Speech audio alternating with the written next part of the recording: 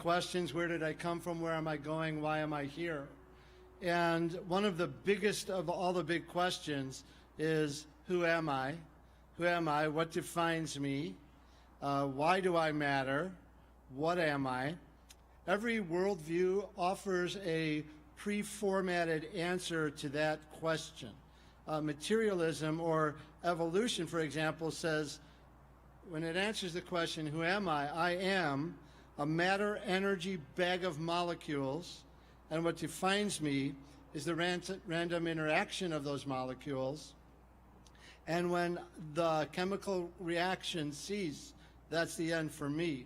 That's materialism and evolution.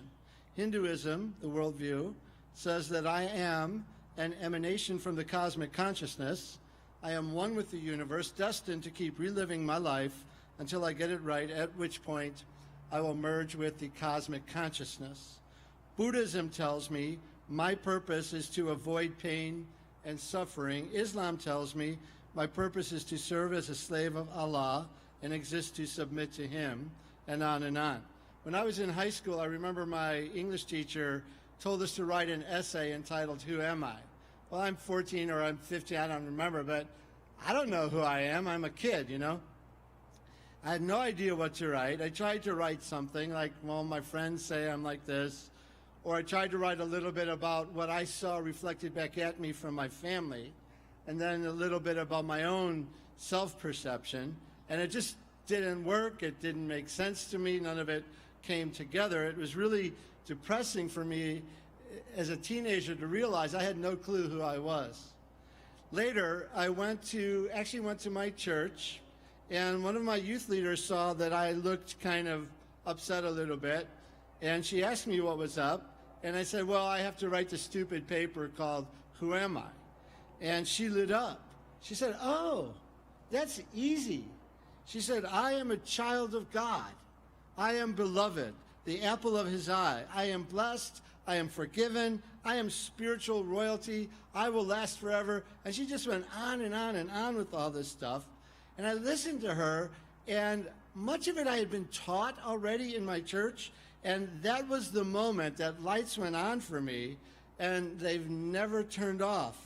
I am not what other people say I am. I am not what bullies say I am. I'm not what mean girls say I am. I am not what the cool kids say I am, or the jocks, or the popular clique, or an absentee father, or a totally distracted mother.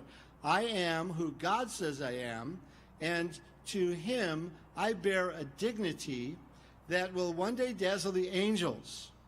If you are wrestling with the big questions, I would respectfully say to you that you will never find a more life-affirming, meaningful, and satisfying answer than the one served up by historic and biblical Christianity. And I also want to say how grateful I am that you would honor us by coming here today. And we want you to know this is a safe place to consider these things. We won't beat you up or bully you. We just want to lay out a case that you can be the best possible version of yourself when you are following the Creator's way. And that is what we believe, and the burden's on us to make that case. Well, we have a few parts to our evening tonight. The first part of our lineup, we will hear from a speaker we've already heard from several times during 60 Degrees. His name is Justin Brierly. He is an author, a radio personality, and a YouTube sensation. Justin brings together atheists with scholarly Christians, and they have respectful discussions and debates. Justin tonight, instead of giving a talk, will be taking care of some questions and answers. We've asked some of the students in our college ministry here in our high school group to submit some of their questions, and he'll be tackling some of those questions here at Pathway. Right after that, we'll have a short video from Science Uprising, and this one is about the fine-tuning of the universe and why some scientists are forced to hypothesize what is called the multiverse, but also along with that, why none of these things really pass the sniff test for logic and actually for observable scientific phenomena. After that video, I'll come back up and introduce the last part of our evening. So go ahead and settle in. I hope you're glad you're here. We've got some cool stuff planned for tonight. Special welcome to everybody in college, high school, junior high for our students. We're especially appreciative that you're here. Here we go.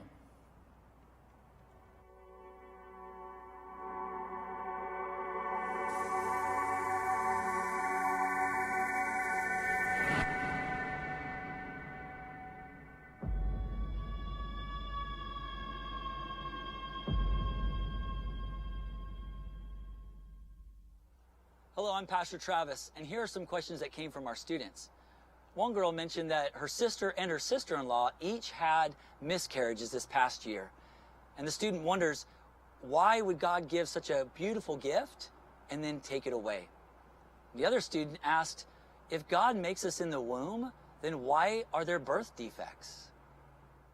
Now, these are really tough questions.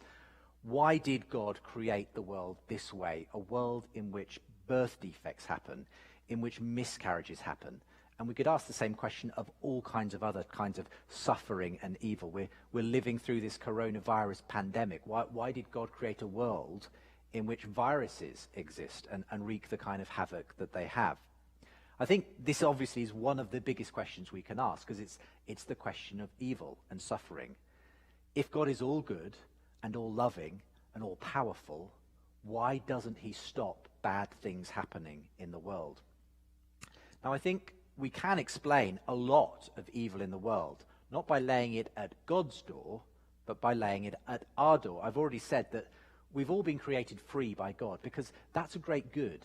That allows us to love and to be responsible and to grow into true human beings. But it comes at a cost, because obviously we can choose to use that freedom for wrong. We can choose to act against God and against each other. But the point is, it's worth the cost, because otherwise we would just be robots living in a robotic world if we didn't have that freedom. And so I think ultimately a lot of the evil that exists in the world, war, hunger, it can actually be laid at the feet of humans who have chosen to use their freedom for ill. But these questions aren't really about that kind of evil and suffering. It's about the kind of evil and suffering that really just sort of seems to exist in nature. Why do sometimes we have healthy children and sometimes disease happens? Why do birth defects happen? Why are there earthquakes, we could ask? Why is there this natural evil? And I'm going to give you 4 reasons why I think God has allowed this kind of a world to exist. Firstly, it's simply the fact that we live in a world that seems beautiful but broken at the same time. We live kind of in the tension. It's a world where not everything seems to be as it should be. Something has gone wrong. And that is the Christian story of a world that's been put out of kilter, a whole cosmos that is out of joint because of some kind of rebellion that happened early on in the story. And it sent this sort of shockwave through the whole of creation. And the creation has never been right since. And that's why it's a world where we pray this prayer that Jesus taught us: thy kingdom come, thy will be done, on earth as it is in heaven. And what that means is that God's will isn't always being done on earth, okay? We live in a world where we experience tragedy, both joy and tragedy. We experience the joy of childbirth, but also the tragedy of miscarriage. And life is a miracle, but defects are also a reality. And what I would want to say is that God is the giver of all the good things that we experience, but not the author of all the bad things we experience. The Bible says that the devil comes to steal, kill, and destroy. And in that sense, I think we're living in a battleground, a cosmic battle. Every good thing we have comes from God, but the evil that we see around us comes from those forces that are in rebellion against God. And I think this should give us hope, because it means that we don't have to blame God for the bad things, but we can stand with God, and God wants us to join in this battle, this kingdom battle against the forces of evil and the things that are trying to tear the world down. The second thing is that God knows how you feel, okay? Because at the end of the day, God lost a child too. The Christian story of a God who comes to be with us in creation and suffer with us and die for us, a God who experiences humiliation, rejection, abuse, and death, is a God we can relate to. Now, this may not furnish us with the answers to the questions, but it can help us to live in that paradox, in that mystery, in that tension, knowing that God knows what it means to suffer with us. He knows what it's like to lose a child. Thirdly, I believe that God is also the God of redemption, and that he can even use tragic circumstances to make something beautiful, okay? So even though we live in a world where we experience these dark forces that have created a world where so many things wreak havoc, natural disaster, disease, and so on, even through those circumstances, God is a God of redemption who can use those to make something better. You know, I know people who've been through really tough stuff, and it's actually shaped them to be better people, the people they are today. People who can love more, who can help others precisely because they've been through tough stuff. You know, the people who run Alcoholics Anonymous are often recovering alcoholics themselves. It's only because they've experienced some suffering in their life that they can bring light and hope to others. I mean, talking of birth defects, well, I have friends who several years ago had a child who was born with Down syndrome. They did not know this during the pregnancy. It came as a complete surprise to them, and obviously a great shock. It meant that their lives were going to be very different from the ones they had imagined. But in fact, they have seen in hindsight the way that God has used that to teach them all kinds of lessons they would never have known before, to be people they couldn't have been before without this precious child. Often we only see things, though, from that perspective in hindsight. And there are many questions and many sufferings and many evils that we'll never really understand this side of eternity.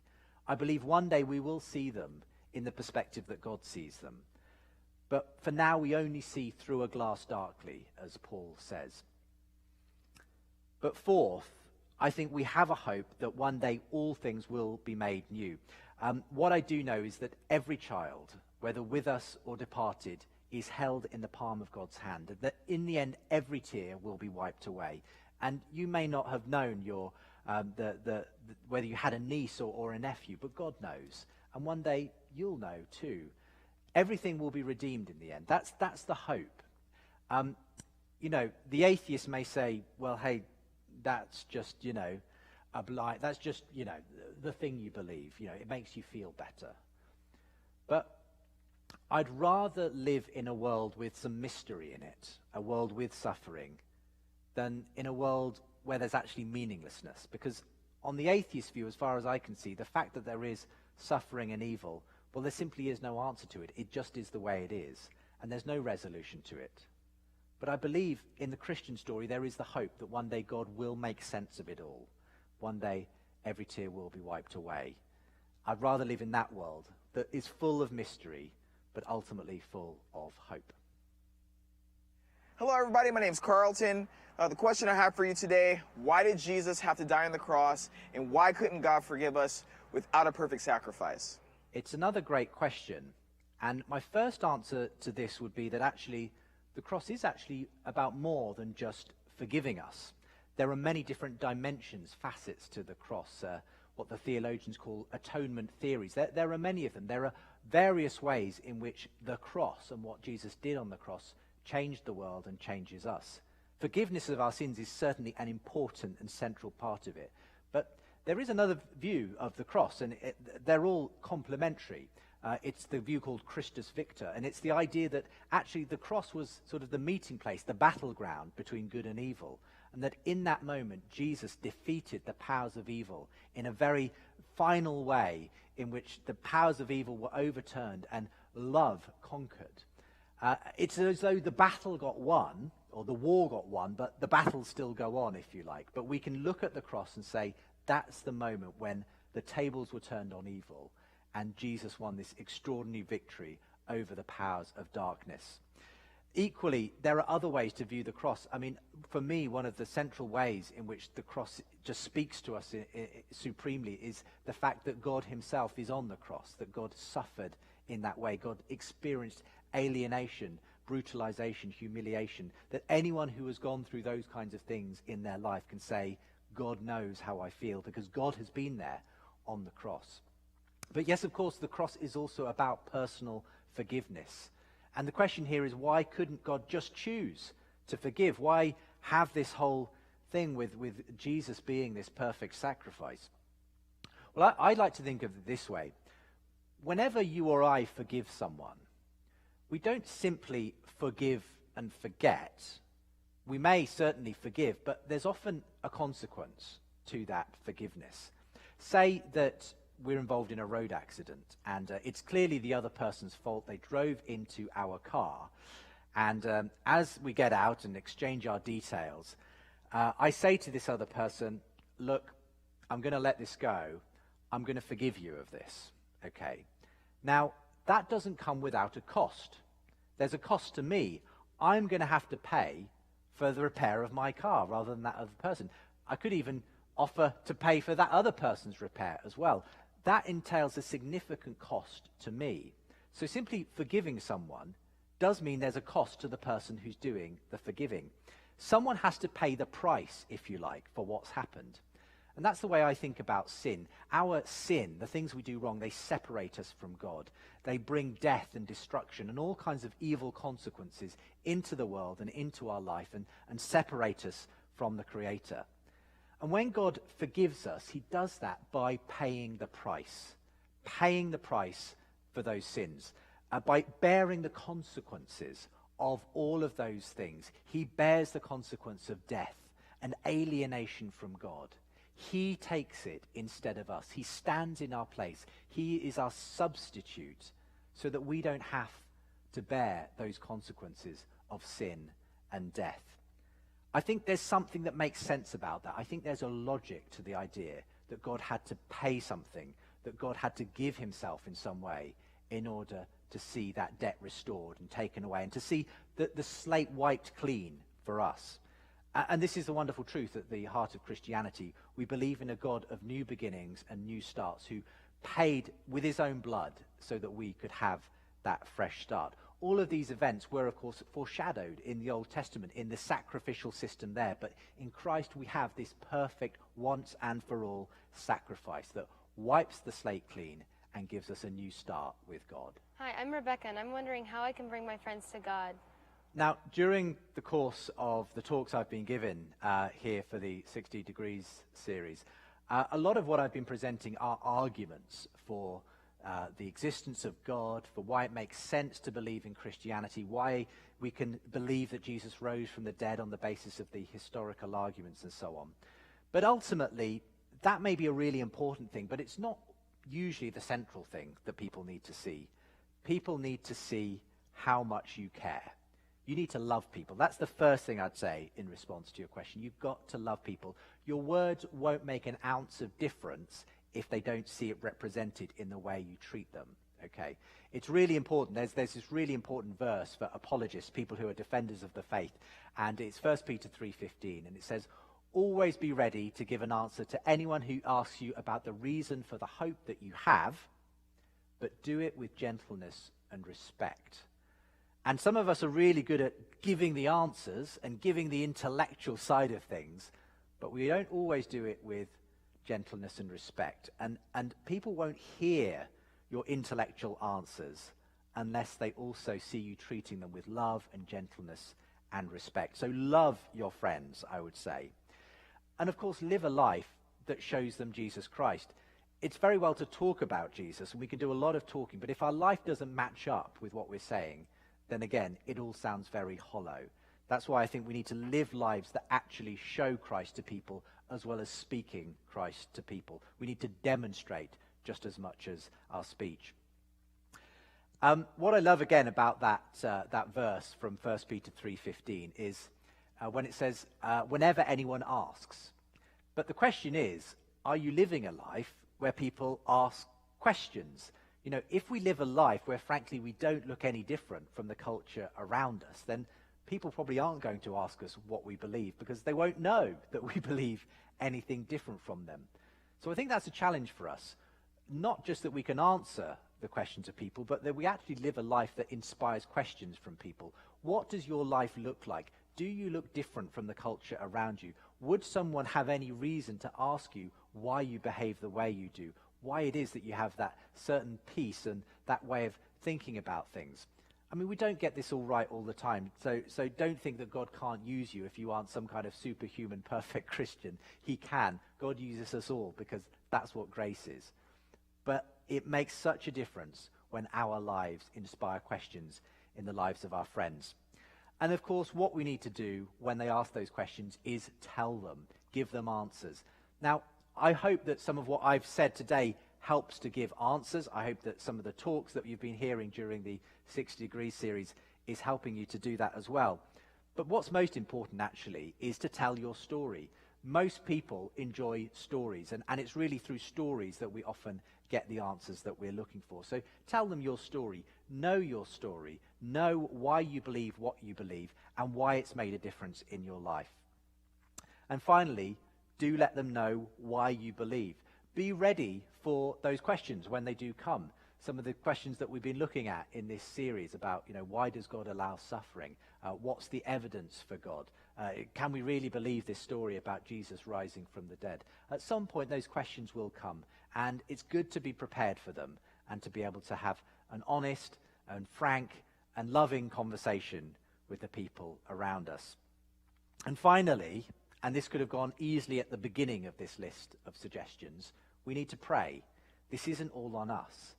Actually, it's about praying and asking for God to move and to pray into those situations and asking for anything that's standing in the way of people, whether it be an intellectual or a spiritual issue that they're grappling with, to allow their ears to be opened and for them to hear and to see Jesus.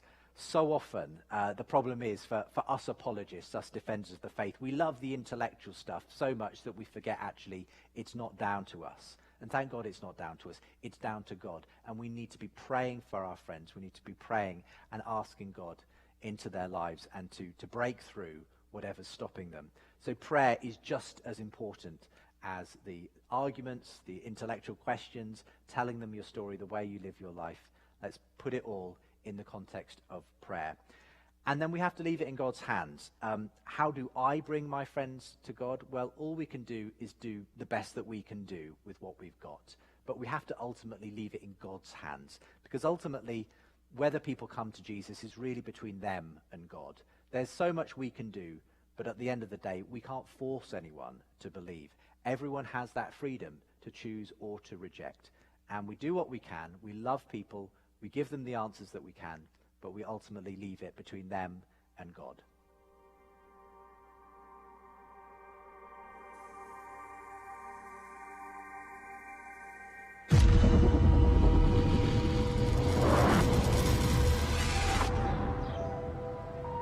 If you were designing a universe for life, I suspect you might design it differently. There is no evidence of design or purpose to our universe. I'm a speck, on a speck, orbiting a speck, amongst two other specks, in the middle of specklessness. I am not, I suck. No design, no purpose. I'm a speck, in the middle of specklessness. Are we really just insignificant specks in an accidental universe? Do we really just suck? Those are some dramatic claims, but not everyone thinks that way. In fact, some very distinguished scientists disagree. Freeman Dyson, a world-renowned physicist and mathematician, says, and I quote, "The more I examine the universe and study the details of its architecture, the more evidence I find that the universe in some sense must have known that we were coming. So maybe it's not an accident that Earth is habitable." We caught up with physicist Bijan Namadi, who was a senior engineer at NASA's Jet Propulsion Lab for over 16 years. What we've discovered in the last few decades is that the properties of the universe in general and our planet in particular are fine-tuned, not just for our survival, but actually for our thriving, our benefit. So Earth is not just habitable, it's better than that. It's hospitable. It's like this. Imagine you're a space explorer and and you land on a distant planet. There's no water, no oxygen, and it's 300 degrees below zero. You're screwed. But then off in the distance, you see a structure, and the closer you get, the more it looks like a house. When you open the door, you find it's been filled with warm, breathable air. You take off your spacesuit and find a faucet with drinkable water and a refrigerator stocked with healthy and delicious food. What's your first thought? The house and everything in it was the product of a mindless natural process?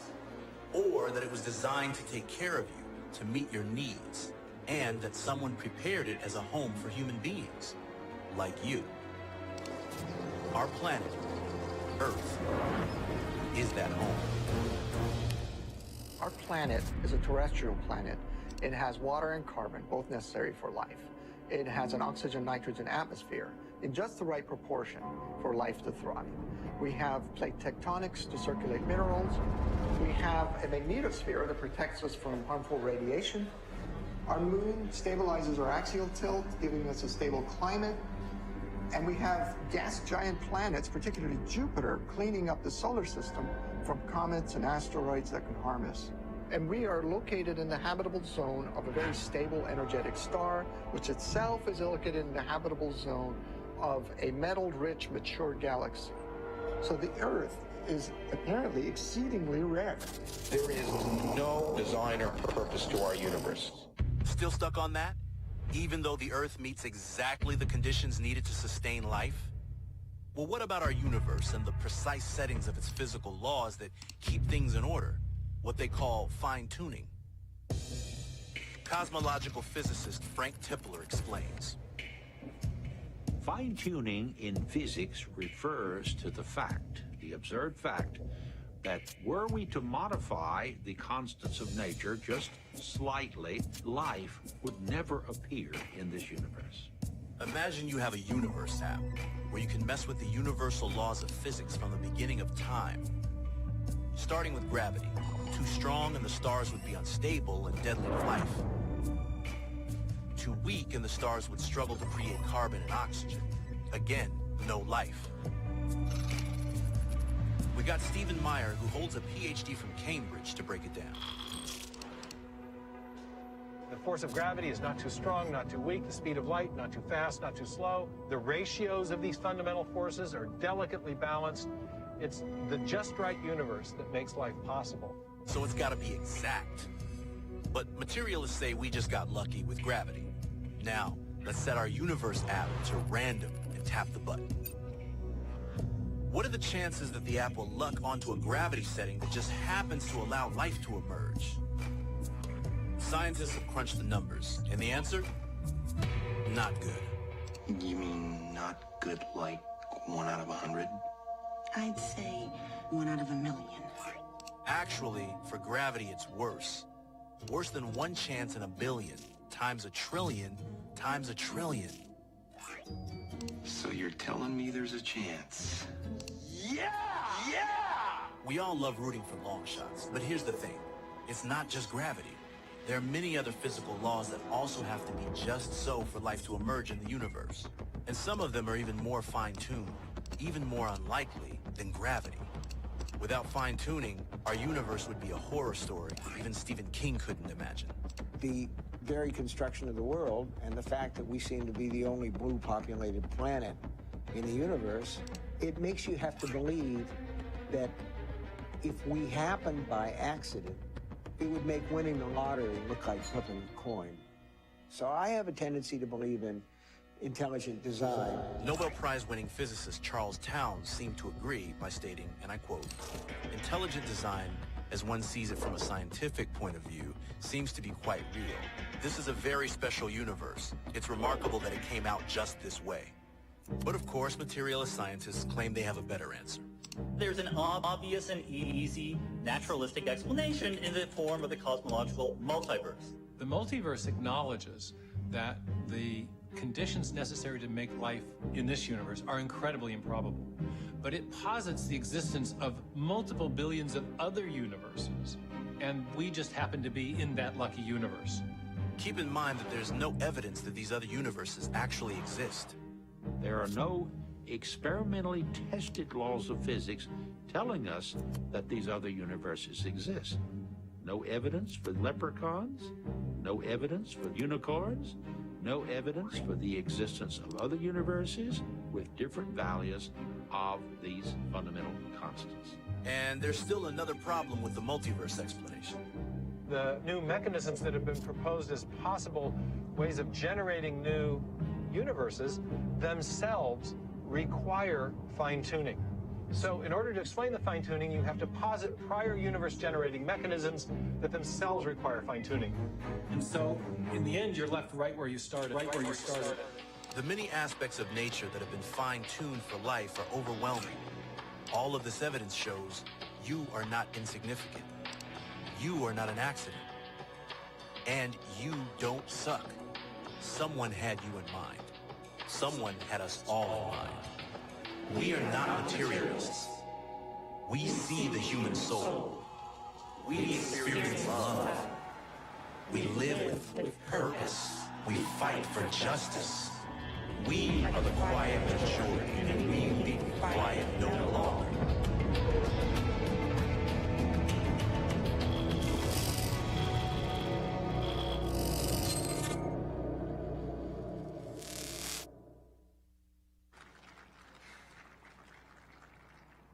How you doing?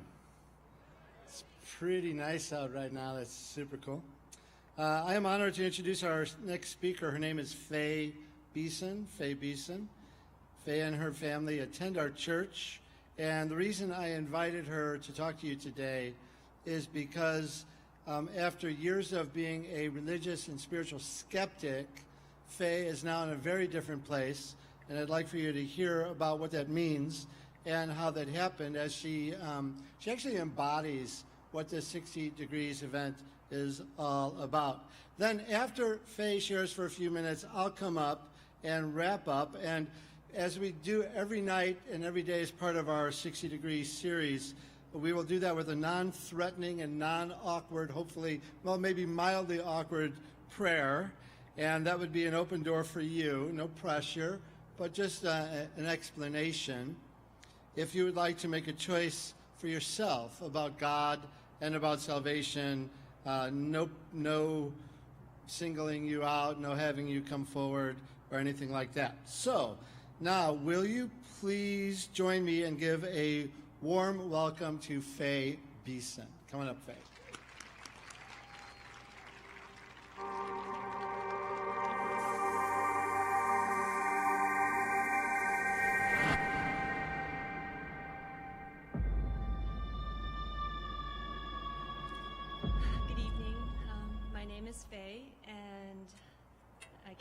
I'm up here right now. I'm just a regular person who attends Pathway Church, and I've been a Christian for about 2.5 years now. Thank you. But prior to this, I was a skeptic for a very long time. I had questions and doubts, and religion just wasn't important to me. And then 2.5 years ago, I went from being a skeptic to a believer, and this is simply my story of how that happened and what made the difference for me. So I didn't grow up in a religious family. I was born in China and moved to Canada when I was 5 years old. My dad, he got a scholarship to study organic chemistry at the University of Alberta, and he studied really hard. He had to learn English at the same time, but he got his PhD. And afterwards, he was offered a research fellowship at the National Institute of Health in Maryland. And so when I was 11 years old, we moved here to the United States. And so education was super important for my family. It was because of education and my dad's career in science that we were able to go from China to Canada to the United States.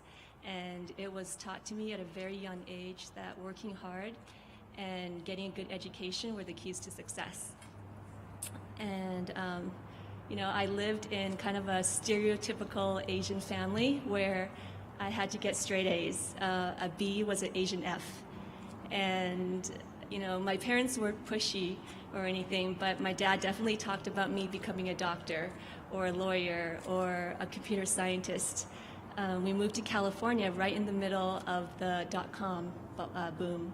It was in the 90s, and I went to a good public high school in Cupertino, which is right in Silicon Valley. And again, when it came to religion, it just really wasn't talked about in my family. It wasn't, we weren't against religion in any way. We just, it just didn't matter. And so because of all this, I got my worldview and my sense of truth from what I learned in school. In my classes like history and science, those to me were the facts. And I'd like to say, or I would say that I was open to religion and the possibility of there being a God, but for the most part, I thought it was just all made-up stories and superstition, things that people came up with to give themselves hope to get through this life. And I remember hearing that quote by Karl Marx in my history class, that religion is the opium of the people. And I thought, wow, that makes sense. I agree with that. So after high school, I went straight to UC Berkeley. And for those of you who don't know, it's a pretty big university, fairly liberal, and it's not the place that you would expect someone to first start going to church, but that's what happened to me. I was a freshman in the dorms, and one of my floor mates, a girl named Joyce, she invited me to an outreach event that was being put on by her church. And I think I said no at first because church was not on my mind at all, but she asked me again, and I went. I figured, why not? There's going to be free food, there's people to meet, it'll be fine. And I had a good time. So after that, I started going to her church on and off, but I wasn't all in because I had so many objections. I thought I didn't think I was a bad person that needed to be saved. I disagreed with the church's stance on some social and political issues. I thought the stories and the miracles in the Bible were just way too far-fetched, and there was no way that it actually happened like that. And also, I could not wrap my mind around how you could receive salvation without working for it. And in fact, you couldn't work for it, and that you would just believe and get it for free. Like, to me, that was almost a bit offensive because I'd been raised to strive and earn everything I got. And so that really made no sense. But mostly I rejected Christianity because I just wasn't interested. I was in college. I was a freshman. This was my first time being away from my family. My family moved to the East Coast, so I had all this freedom and control over my choices. And I wasn't interested in knowing God or seeking truth or any of that. I was interested in chasing that exciting college experience that I saw in the teen movies. And I don't have to get into that. You've probably all seen those movies, what I'm talking about. And so that's what I tried to do. That's what I chased. And it was fun, and it was exciting in the beginning. And then things quickly went downhill. And I started to get lost and confused. I didn't know, who I was or what I wanted to do. I changed my major like 3 times. My parents also got a divorce during that time, and that was hard. And inside, I was just starting to get depressed. And on the outside, I kept up the appearance that I was fine, everything's good, nothing's wrong, but life wasn't good. And I ended up wanting to run away from my life, so I left and I joined the military. So my 20s were tough. I was looking for purpose. I was looking for belonging, but I had no sense of direction. And somehow during all that time, I thought if I could just turn to God, I would find peace. I just had this feeling, but the world kept pulling me back. And I think it was because of 2 reasons. One, in my pride, I did not want to use religion as a crutch, like that quote. I wanted to be strong and independent. I wanted to find my own way and be self-sufficient. And also, I was convinced that the only way I would become a Christian is if I studied the Bible, if I read it, back to back and really studied it, and I studied all the other religions of the world and came to the conclusion that Christianity is the one true religion, then I'll become a Christian. But again, I also didn't care enough to actually do the research and investigate. So for years, that's where I stayed. I just kind of wandered, and I lived my life the best I could. I eventually got out of the military. I finished school. I worked in downtown San Francisco. I got married, moved to Redding from my husband's job in CAL FIRE. I had a baby girl, and I was 35 years old before I finally felt like my life was good and peaceful, like things kind of settled down. And it was in that peaceful season, the spring of 2018, that I met a wonderful lady. And she was not a Christian, but she was very spiritual. And through getting to know her, all of a sudden I just became fascinated with spiritual things, which was so unlike me. And I couldn't explain it. I wanted to know all about it. And so through getting to know her and her beliefs, and kind of entertaining those beliefs for myself, for some reason, and this I also couldn't explain, I just kept feeling that tug back towards the Christian God that I learned about in college. And I tried to put him out of my head and try to just not think about it, but he just was just in my mind. I couldn't ignore him. And conveniently, Easter came up. And my husband was away. I had no plans. And so I thought, I'll take my daughter to church. And that's what I did. I took my daughter to church, and I didn't know anyone there, and just sat there and listened to a sermon for the first time in years. And, I heard the message before, but, pastor talked about how Jesus suffered, and he died at the cross to save us. And it hit me, and I understood it in a way that wasn't just theoretical this time. And I think it was because I was a mother now, unlike back in college where I was just thinking about myself. Now I could understand the heart of a parent and just thinking about my daughter. And I understood God's love and his grace and his sacrifice on a much deeper and more personal level. And even though I didn't really necessarily believe the whole story to be true, it still moved me in a way that never moved me before. And also, I think at that point, it had been 17 years since I first heard the gospel, since I first went to church in college. And in that time, life had humbled me. I did some maturing, and I knew myself better. I knew all my shortcomings. I knew the parts of myself that I just couldn't get past or fix on my own, no matter how hard I tried. I just, I couldn't fix it. And the mistakes that I made trying to live life by my own rules. And so then the thought occurred to me, well, maybe I do need saving. So this experience at church was an awakening for me. And without even making a conscious effort to do so or decision to do so, I opened my mind and just started seeking after God. This time I wasn't distracted. It wasn't just, because I wanted to meet people or whatever, like the reasons were in college. I was after the truth. And again, conveniently, I had just met some ladies at different parks in town, just being at parks with my daughter. And I found out that they all happened to be Christians. And I didn't know it when I met them, but it came out in conversation, and I started asking them questions about their faith. And these ladies, I could tell that they were just such great examples of Christian women. They welcomed me. They welcomed me in. They accepted me. They showed me grace. They walked the talk. And when I had questions, they always answered my questions honestly and with patience.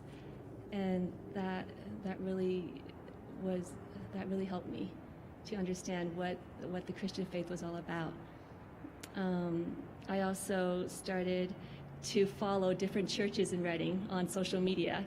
I wanted to know what churches do, so I followed a bunch of churches, and I would look at their events, and I would watch different sermons by different pastors just to see. I also would go on YouTube, and I would watch videos by really smart and educated Christians who would talk about controversial topics.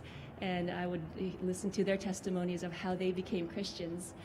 And, and most of them, they were really sane. And I found myself nodding to the things that they were saying. It made sense. And I even joined a women's summer Bible study. And the things that I used to disagree with, suddenly I could start to see God's wisdom in design. And just in these 3 months, I just did research. I read things, I questioned, and all of a sudden, I just saw that there was so much evidence for God. There was so much evidence for Jesus and the resurrection. The Christian worldview made sense. It explained our experiences. And so you would think at this point, I would say, yes, I'm a Christian, I believe, and that's the end of my testimony. But it wasn't. I had this nagging voice in my head that told me this was all confirmation bias. When you want to believe something, you're going to naturally seek out evidence that's going to support what you believe and reinforce what you believe, and then that's the cycle. And so I didn't want to create this echo chamber where I only heard what I wanted to hear. So, being the skeptic, I would go and I would Google counter arguments to Christianity. Whenever I found a piece of evidence or an argument that I thought was so compelling for Christianity, I had to go out and search for an argument that would refute it. And so this back and forth, it made my head spin. And then I got to this conclusion that there's all this evidence for Christianity, and there's evidence against, and there's a lot of stuff that I don't even understand that's over my head that people talk about. And I can't die and come back to life and know for certain that Christianity is true. So if I want to be a Christian, at some point I have to take a leap of faith. That's just what I had to do, and I did not want to do it. That was so hard for me because when I would ask Christians, why do you believe the Bible? Why do you believe in God? Oftentimes they would say, I just have faith. And to me, as a skeptic, it sounded like they were saying, well, I just turn off my brain and I just believe blindly. I believe what I want to believe. And, that wasn't good enough for me. I could not take that leap of faith. And so I was at a standstill. And 3 months in, I couldn't move forward and I didn't want to move backwards. And that was when I saw an Instagram post by Neighborhood Church, which was Pathway Church at the time. And it was for an event called Christianity for Skeptics. And the speaker was a man named Brad Fulton, who's a former atheist. And so many of you heard him speak last Sunday. And he would be talking about his book, Christianity for Atheists, Agnostic Skeptics, and the People Who Love Them. So of course, that got me excited. And that was the very first time a church had posted an event that actually interested me as a skeptic. Like I wasn't looking for community. I wasn't looking for help in any way. I simply wanted clear arguments for Christianity. And so that post just jumped out at me. But again, being the skeptic that I was, I Googled Brad Fulton to make sure he was legit and he was somebody that I wanted to hear from. And he checked out. So on June 22nd, 2018, I headed to From the Hearth on Churn Creek. The event was being held in the back room of From the Hearth. And part of me thought, well, if this event isn't for me, I'm just going to sit in the back and I'll sneak out and get some fries and it wouldn't be a wasted trip. But it wasn't a wasted trip because Brad Fulton walked in and the very first thing he started talking about was faith. The one thing I was struggling with. He walked in and he said something like, how do you know I was going to be here tonight? Do you know me? Do you know I'm trustworthy, that I'll keep my word and show up here today? You probably saw me on a flyer or a social media post, and you had faith in that post that was true and that I would be here. You practiced faith. And how did you get here to this event? You got in your car and you drove here. Are you a mechanic? Did you design your car? No, but you had faith that your car would carry you from your house to this event. And so then he started talking about, every time you get on a plane, you have faith that plane is not going to fall out of the sky. You have faith in the mechanics and the engineers. You have faith in the pilot. And all of a sudden, I started to see, okay, yeah, I actually do practice faith on a daily basis on things that I don't fully understand. It's what we do. And I never thought of it like that. And it was a light bulb moment for me. Like, when I got married, that was an act of faith. You know, I had faith that my husband was the one, that we would spend our lives together. Back in school, when I read all my textbooks, you know, I had faith that those textbooks were telling me the truth. I didn't go and research every single author and try to cross-reference everything they wrote. I had faith. And so, you know, that just kind of hit me like, wow, okay, I could follow that line of reasoning. And then Brad gave his testimony that many of you heard about how one night he had this debate with God, and he voiced all his objections, and then he decided, you know what, I'm just going to trust God and see what happens. And God changed him just like that. And I thought, if Brad, who was way more anti-God, way smarter than me, you know, he's the atheist of atheists, if God, and he actually said it himself, if God could save me, he could save anyone. And I think listening to Brad's testimony made me realize that, or gave me permission to allow myself to take that leap of faith and just see what happens. And so after the event, I got a copy of Brad's book, and I left without speaking to anyone. But I remember my mind was just buzzing. I remember I was just kind of shaking from excitement, like I was on the brink of something amazing. I think it would be the feeling that you would get if you just found out that you were holding the winning ticket for the lottery. I drove home, and I got out my Bible that I had in college, and I had Brad's book, and I put them side by side on the table. I don't know why I did that, but I did.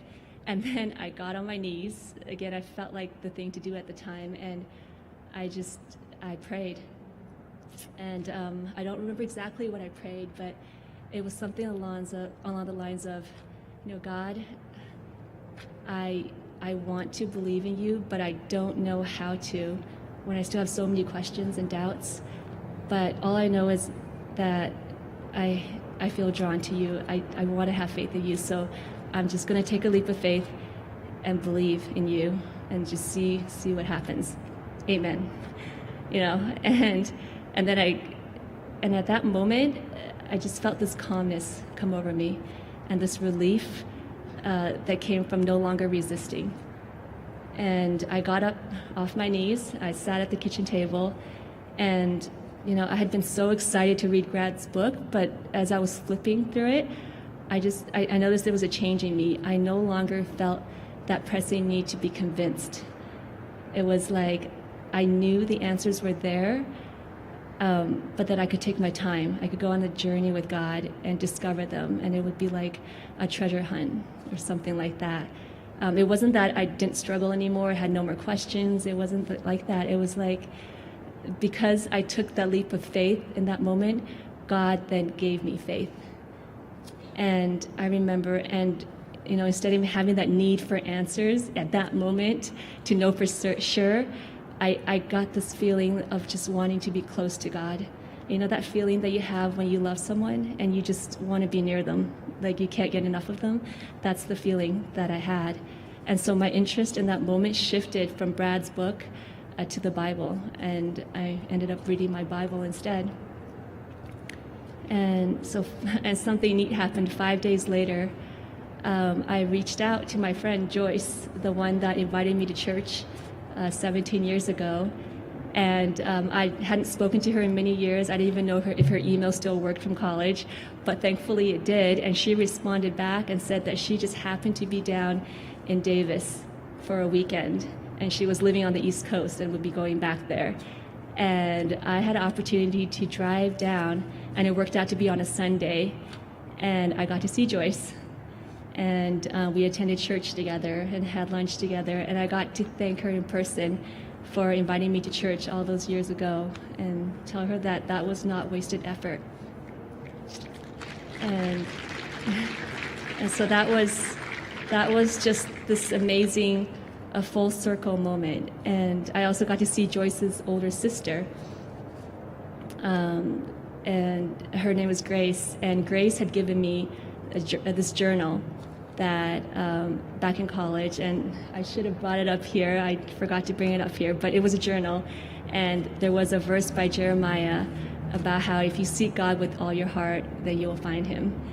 And Grace wrote me a little message. I think it was in March of 2004. She wrote this message that said, Ian Faye, it's my prayer that, you will keep seeking after God until you find the truth. I hope this journal will be helpful for you, or something like that. And I can testify that once I really opened up my mind and my heart to God and seeked after Him, seeked after Him genuinely, I found Him, and I didn't have to sacrifice my brain in the process. And so, after the night I was saved, I must be a really big skeptic, because I wanted to be extra sure that I wasn't just caught up in emotion and coincidences. So I gave myself a cooling off period to just reevaluate, re-examine all my reasons, and to, walk away and change my mind if it came to that. But obviously, that didn't happen. I'm here speaking to you today. And I've grown so much in these 2.5 years as a Christian. And I've just learned so much that has reaffirmed my faith over and over, evidence and also personal experiences. And just the fact that I'm up here speaking to all of you tonight is a testament to that. So thank you. Thank you so much for being here tonight and for listening to me tell you my story. For those of you who are skeptics, I understand you. It wasn't that long ago that I was in that boat. And, I know the feeling, and I know your thoughts, I think. And I just hope that, maybe through hearing my story, that'll help you to take one more step towards God. And, if you're on the fence like I was and you want to take that leap, my prayer is that you'll just take it. Because God, He will meet you where you're at, and He will show Himself to be real in a very personal way, and that He is someone that you could put your faith in. So thank you.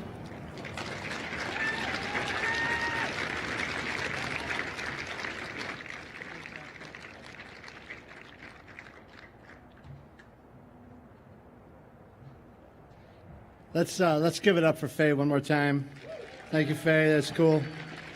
You heard Faye talk about taking a leap of faith, and I know for a lot of people, that leap of faith is exactly the stumbling block. That's where, I want more evidence. I want more proof. I'm not a fan of a leap of faith. And what I want to say to you is, whatever your position is today, whatever your philosophy is today, whatever your religion or lack of religion, you might be an atheist, you might be a religious person, you might be spiritual but not religious. Whatever your worldview, your position is today, you've already taken a leap of faith. You have already taken a leap of faith. There is no system that has no leap of faith. Every system does, and you've just kind of gotten used to yours, so you've forgotten that many of the elements of what you believe cannot be proven, cannot be observed. You've just kind of drifted into them, or they've evolved over time.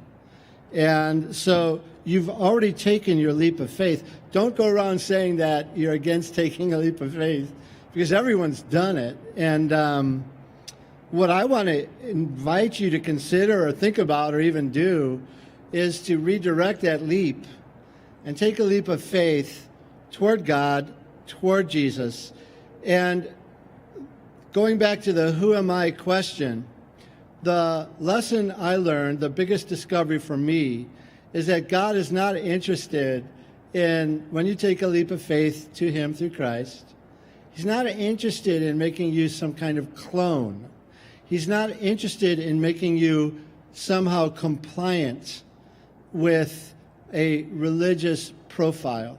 He's not interested in sucking the individuality out of you and making you a church nerd or anything like that. What God is interested in doing is unburying you, the real you, the truest you, the deepest you, the authentic self that is you, from an avalanche of brokenness and loss and difficulty and dysfunction and addiction and sin. And He wants to bring out and bring forth who you really are. There is nothing to compare. A leap of faith toward God is a leap toward your truest and most authentic self.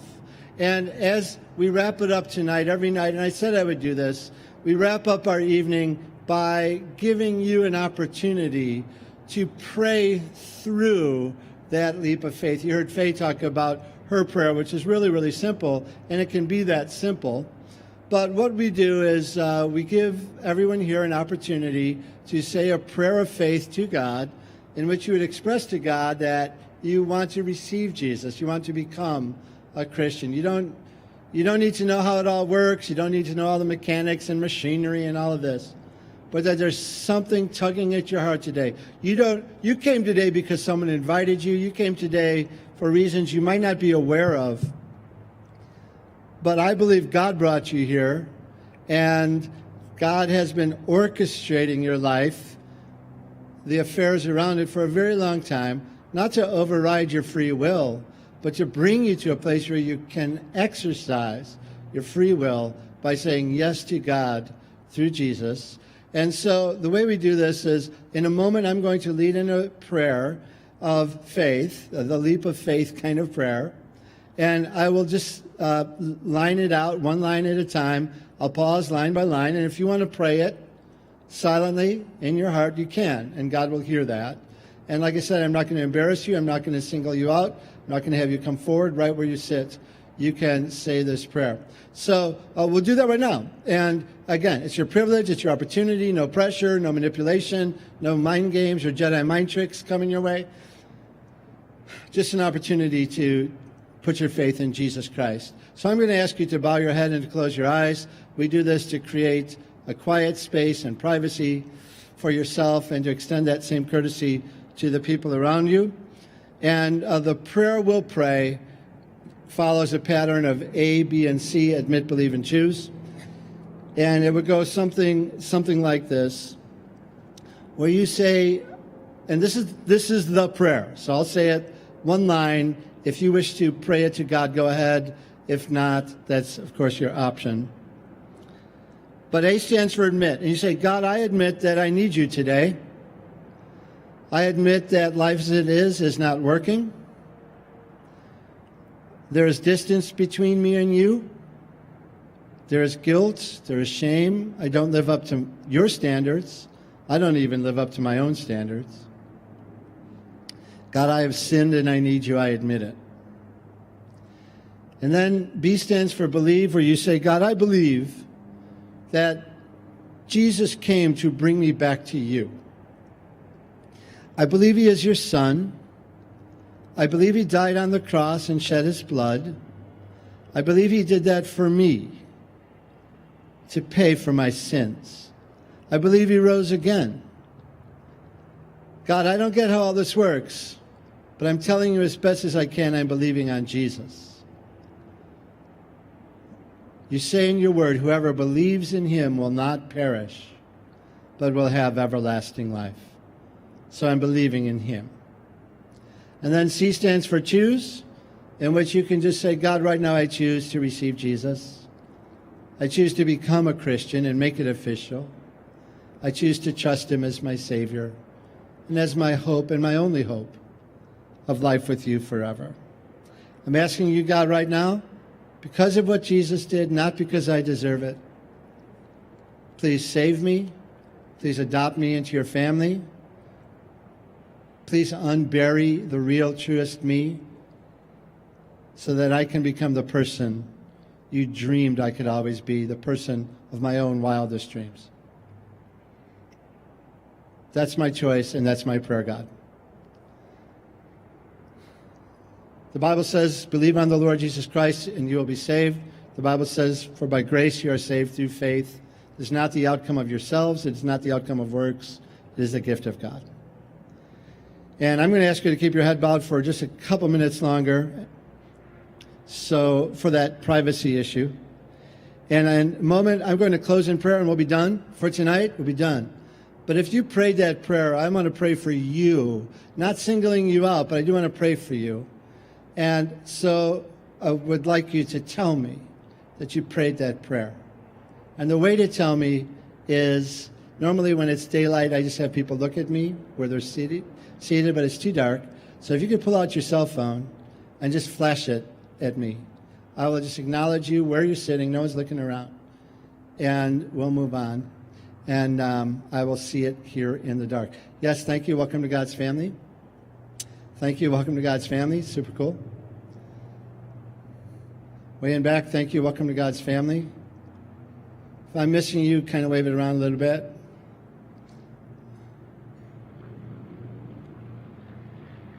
Yes, thank you. Welcome to God's family. Thank you. Welcome to God's family. Thank you. Welcome to God's family. Thanks for the wave. Okay, just another couple seconds here. Thank you. Welcome to God's family. Awesome. Thank you. Welcome to God's family. Got it.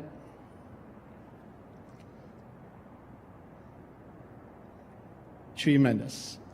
Okay, last chance. Going. I mean, you don't need to show me your phone in order to be saved, but it's cool. God, thank you for every person who tonight did this step that Faye did when she prayed to put her faith in Jesus and took that leap of faith, and that so many hundreds here have already done, and now they're part of an eternal family. They've been washed clean, and they're on this journey where you are bringing out the best in them, and the light that you have put in them will shine the most brightly. I pray for each one that they would walk out of here with a confidence in you, a sense of peace that they now have with you, that any alienation and estrangement and running from you is gone, and that they've run into your loving embrace forever and ever. They will live with you in heaven. I just pray your blessing on them and for all of us, God. And for anyone who's still thinking these things through, for some it could take a very long time, for some it's fast. Everybody's different. Lord, just draw them. Don't let them give up the journey. Don't let apathy or indifference take over. But make it an honest quest for what is ultimately true in each one's life, I pray. In Jesus' precious name, amen. Hey, why don't we show our excitement and appreciation for everybody today who prayed that prayer?